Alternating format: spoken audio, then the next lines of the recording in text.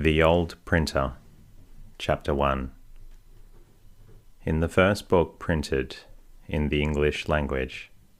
the subject which was the histories of Troy, William Caxton, the translator of the work from the French, in his prologue or preface, says by way of apology for his simpleness and imperfectness in the French and English languages. In France, I was never,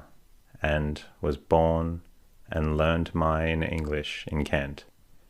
in the Weald, where I doubt not is spoken as broad and rude English as in any place of England. The Weald of Kent is now a fertile district, rich in cornland and pasture, with farmhouses and villages spread over its surface, intersected by good roads, and a railway running through the heart of it, bringing the scattered inhabitants closer and closer to each other. But at the period when William Caxton was born and learnt his English in the Weald, it was a wild district with a scanty population. Its inhabitants had little intercourse with the towns. The affairs of the busy world went on without their knowledge and assistance. They were more separated from the great body of their countrymen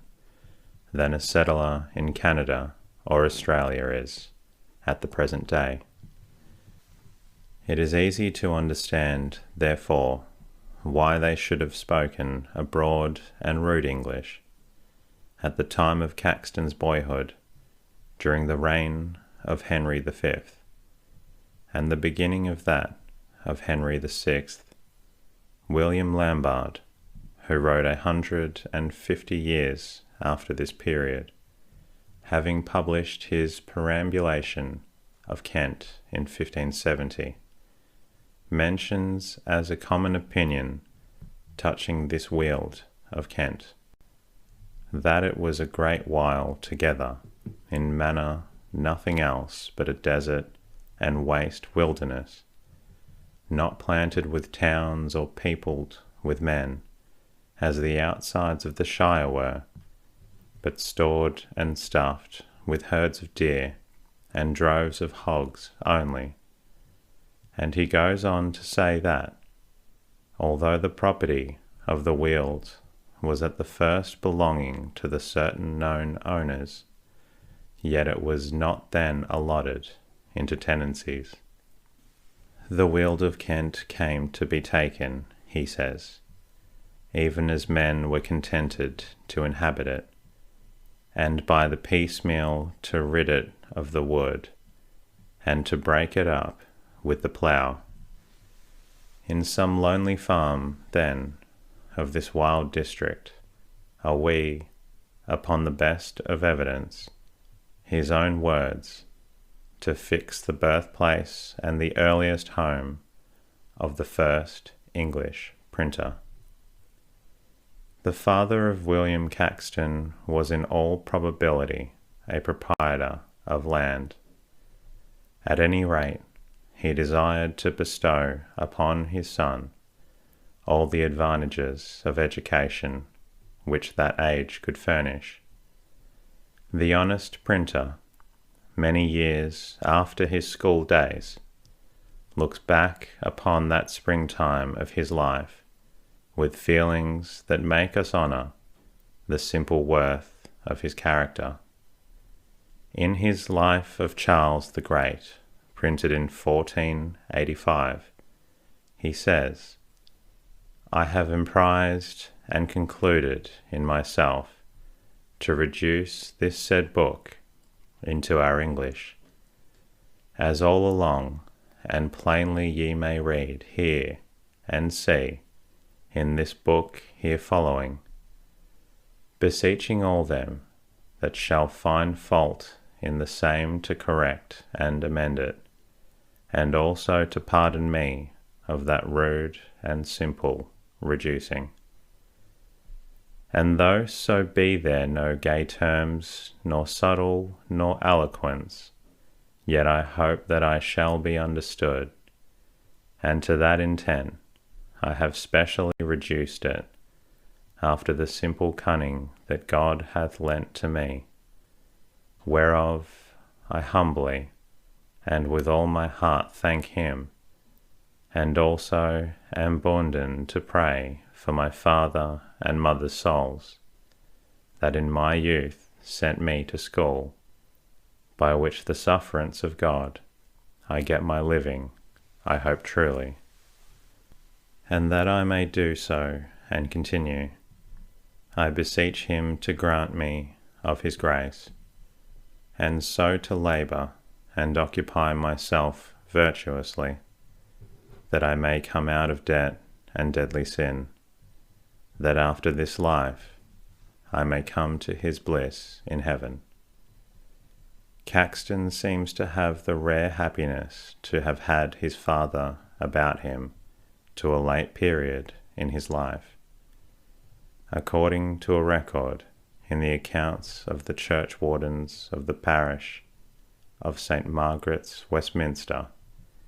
in which parish the first printer carried on his business. It appears that one William Caxton, who is conjectured to have been the father, was buried on the 18th of May, 1480. Some time before the period of Caxton's boyhood, a great change had taken place in the general system of education in England. In the time of Edward III, about half a century before the period of which we speak, the children in the grammar schools were not taught English at all. It was the policy of the first Norman kings,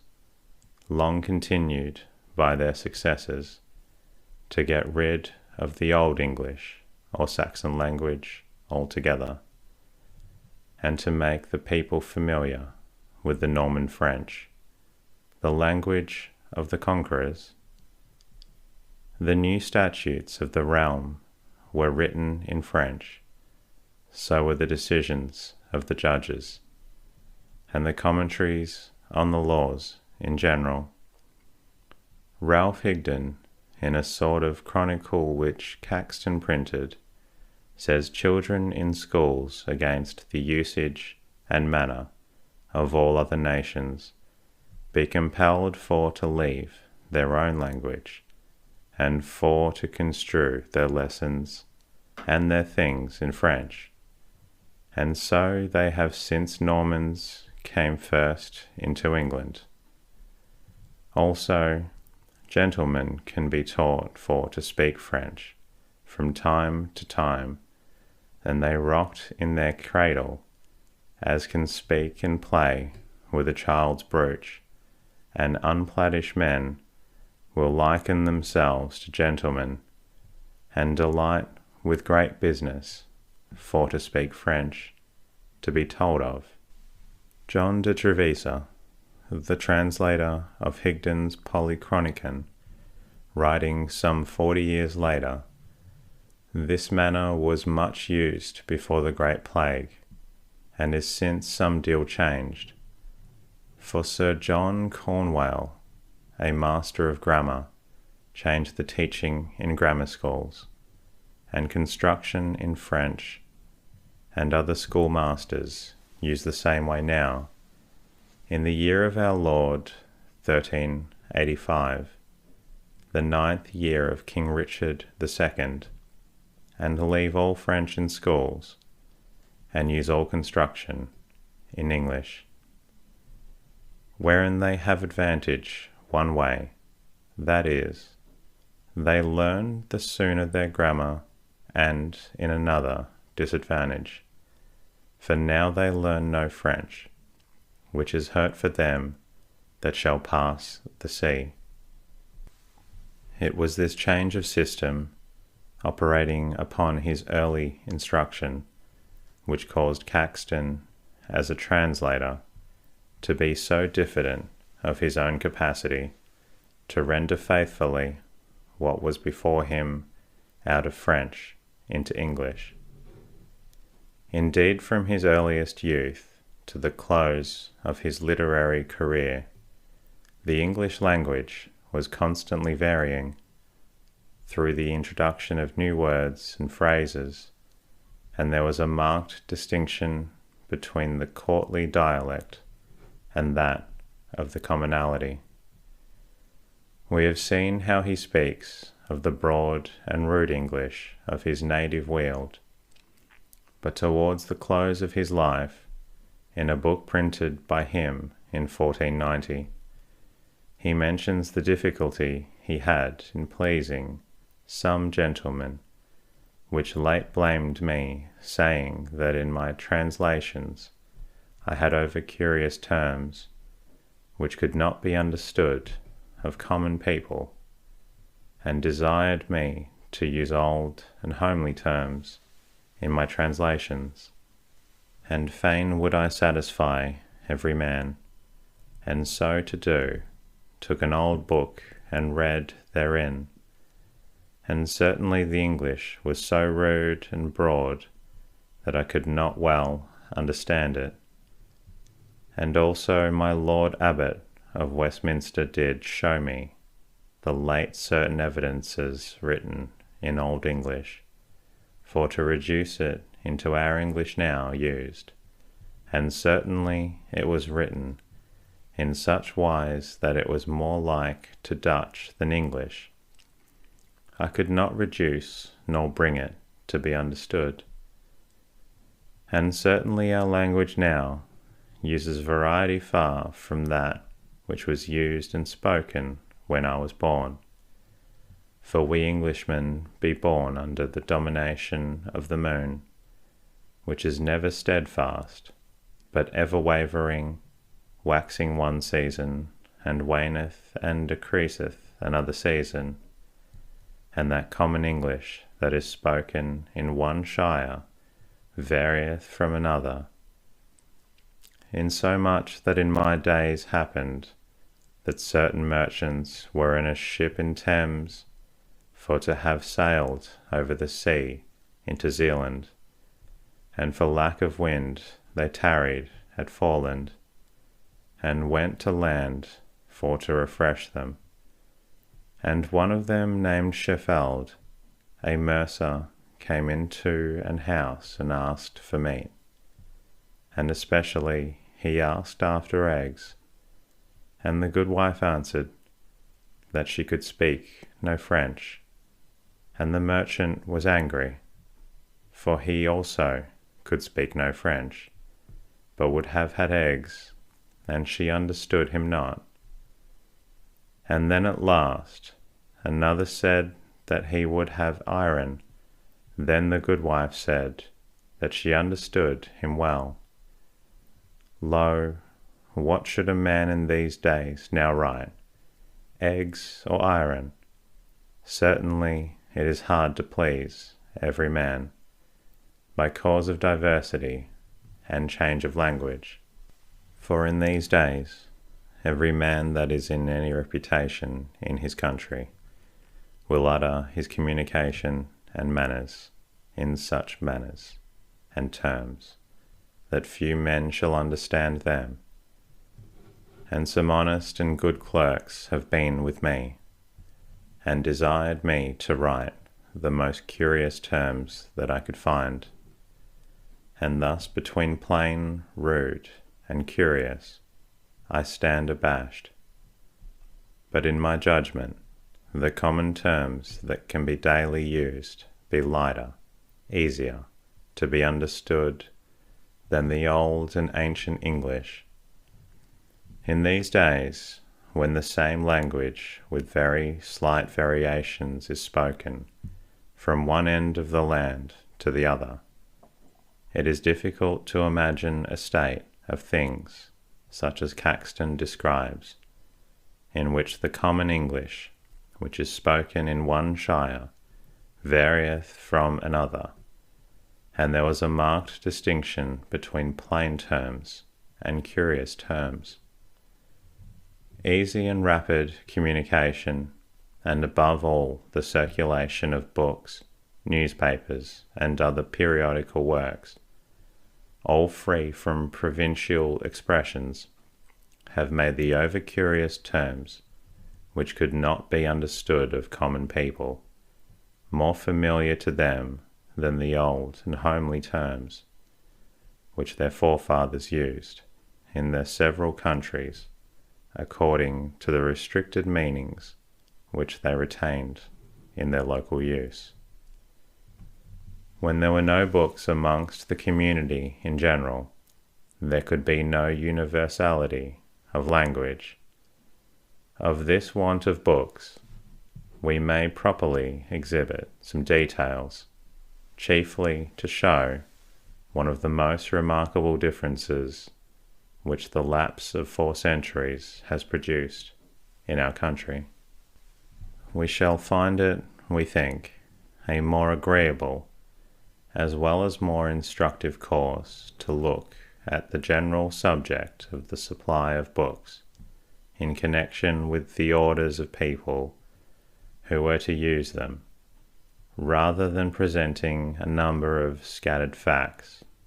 to exhibit the relative prices and scarcity of books in what was called the Middle Ages. We will first take the clergy, the scholars of those days. The mode in which books were multiplied by transcribers in the monasteries is clearly described by Richard de Bury, Bishop of Durham, in his Philobiblion, a treatise on the love of books, written by him in Latin in 1344. As it is necessary for a state to provide military arms, and prepare plentiful stories of provisions for soldiers who are about to fight, so it is evidently worth the labour of the church militant to fortify itself against the attacks of pagans and heretics with a multitude of sound books. But because everything that is serviceable to mortals suffers the waste of mortality through the lapse of time, it is necessary for volumes corroded by age to restored by renovated successors, that perpetuity, repugnant to the nature of the individual, may be conceded to the species. Hence it is the 𝐿 significantly says, in the 12th chapter, there is no end of making many books, for as the bodies of books suffer continual detriment from a combined mixture of contraries in their composition, so a remedy is found out by the prudence of clerks, by which a holy book paying the debt of nature may obtain a hereditary substitute, and a seed may be raised up like the most holy deceased, and that saying of 𝐿 chapter 30 be verified, the father is dead, and as it were not dead, for he hath left behind him a son like unto himself. The invention of paper, about 1.5 centuries before Richard de Bury wrote, and its general employment instead of vellum for manuscripts in ordinary use, was a great step towards the multiplication of books. Transcribers necessarily became more numerous, but for a long period they were wholly belonged to the monastic orders, and the books were essentially for the use of the clergy. Richard de Bury says, with the most supreme contempt for all others, whatever be their rank, laymen, to whom it matters not whether they look at a book turned wrong side upwards, or spread before them in its natural order, are altogether unworthy of any communion with books. But even to the privileged classes he is not sparing of his reproach as to the misuse of books. He reprobates the unwashed hands and the dirty nails, the greasy elbows leaning upon the volume, the munching of fruit and cheese over the open leaves, which were the marks of careless and idle readers. With a solemn reverence for a book at which we may smile, but with a smile of respect, he says, "Let there be a mature decorum in opening and closing of volumes, that they may neither be unclasped with precipitous haste, nor thrown aside after inspection without being duly closed." The good bishop bestowed certain portions of his valuable library upon a company of scholars residing in a hall at Oxford, and one of his chapters is entitled "A Provident Arrangement by which books may be lent to strangers," meaning by strangers, students of Oxford, not belonging to that hall. One of these arrangements is as follows. 5 of the scholars dwelling in the aforesaid hall are to be appointed by the master of the same hall, to whom the custody of the books is to be deputed, of which 5, 3, and in no case fewer, shall be competent to lend any books for inspection and use only, but for copywriting and transcribing will not allow any book to pass without the walls of this house. Therefore, when any scholar, whether secular or religious, whom we have deemed qualified for the present favour, shall demand the loan of a book, the keepers must carefully consider whether they have a duplicate of that book, and if so, they may lend it to him, taking a security which in their opinion shall exceed the value of the book delivered. Anthony Wood, who in the 17th century wrote the lives of eminent Oxford men, speaks of this library, which was given to Durham College, now Trinity College, as containing more books than all the bishops of England had in their custody. He adds, after they had been received, they were for many years kept in chests, under the custody of several scholars deputed for that purpose. In the time of Henry VI, a library was built in that college, and then, says Wood,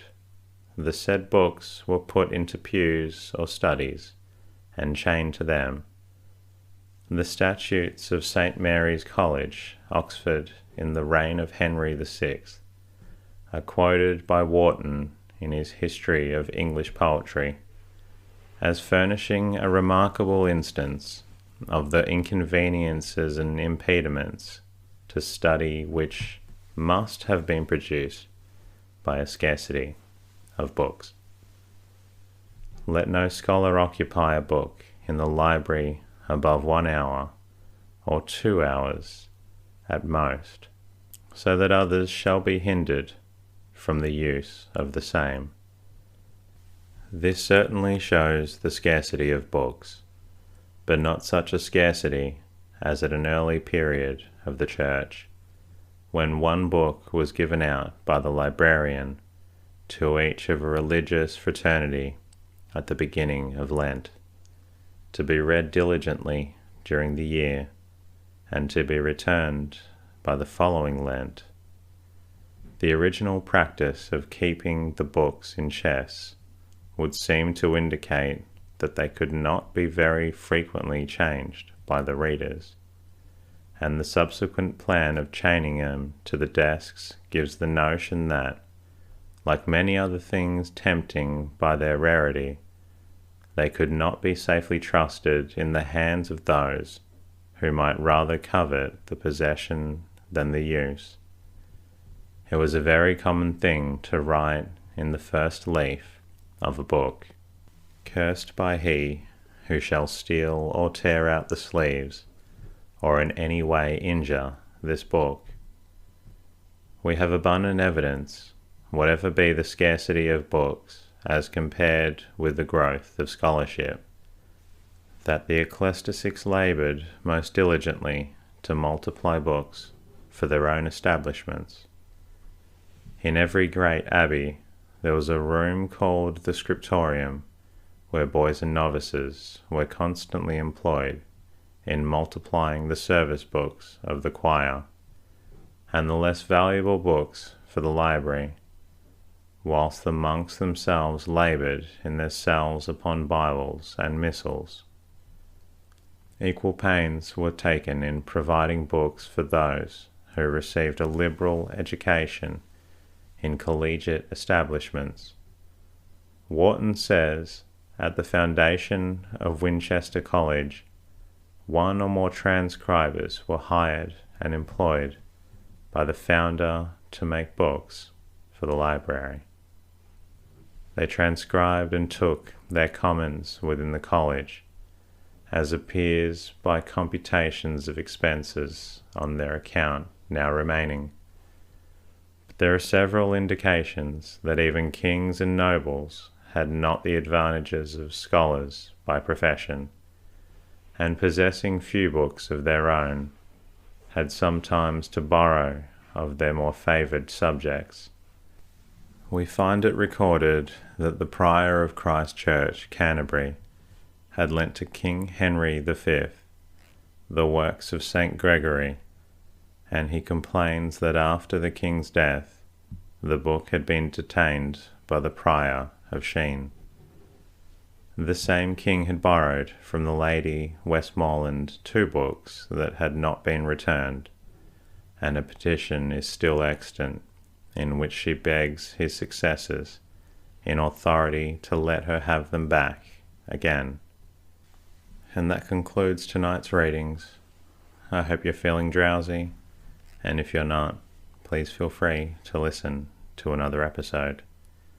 I look forward to bringing you another episode very soon, and in the meantime, good night.